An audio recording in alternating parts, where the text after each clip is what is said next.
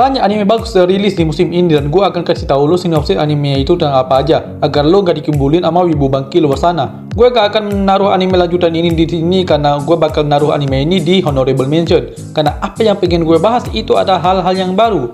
So mari gue mulai dengan Gambare Nakamura-kun.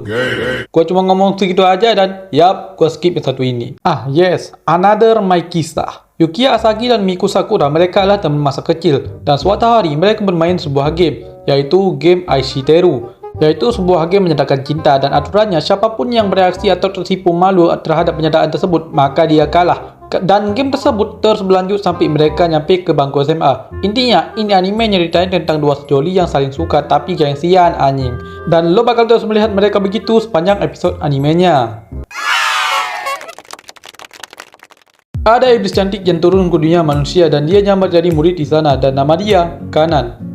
Itu nama dia BTW. Dan suatu hari dia menghipnotis MC kita yaitu what the fuck, gua lupa namanya anjir, ke dalam kelas kosong dan kasih paham gitu ke MC kita kalau dia ini bukan manusia melainkan iblis dan dia turun ke bumi cuma buat makan jiwa manusia doang sambil mengintimidasi. Tapi reaksi si bro malah beda sendiri gitu dan dengan rela gitu nyerahin tubuhnya ke si Kanan ini anjir. Dan ini bikin si Kanan itu bingung dan malu sendiri karena dia mikir gitu kalau si MC kita ini mikir kalau si Kanan ini bakal makan jiwa dia itu sambil nganu-nganu gitu yang lo tahu sendiri ya, gitulah. Yang padahal ini cewek selama 1000 tahun ngejomblo dan belum pernah nyentuh cowok sekalipun anjing.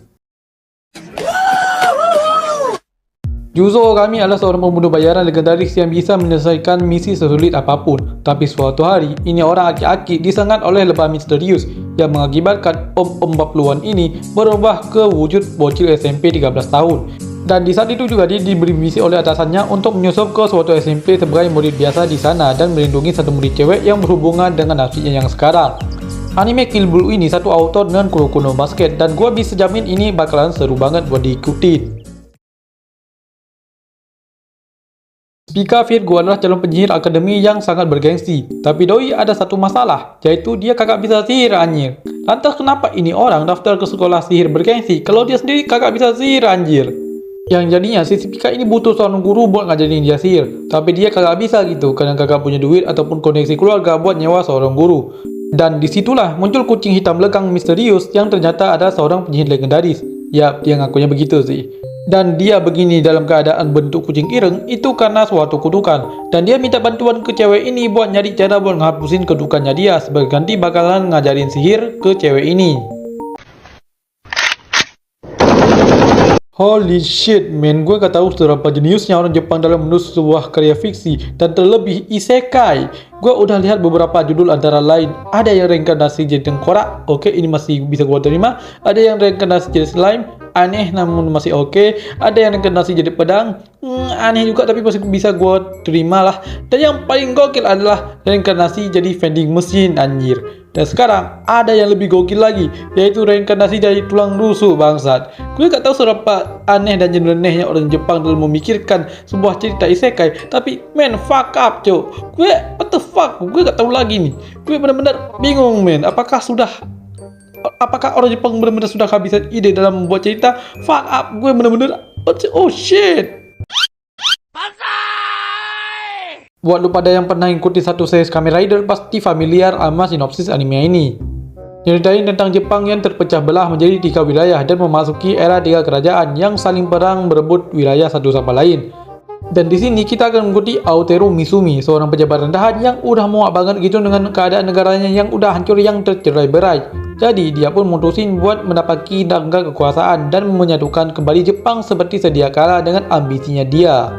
Sinopsis anime ini cukup ngingatin gue sama Kamen Rider Build gitu, tapi bukan tentang Kamen Rider-nya melainkan tentang konflik politiknya. Ini cukup menarik buat gue, jadi gue akan coba nonton anime ini.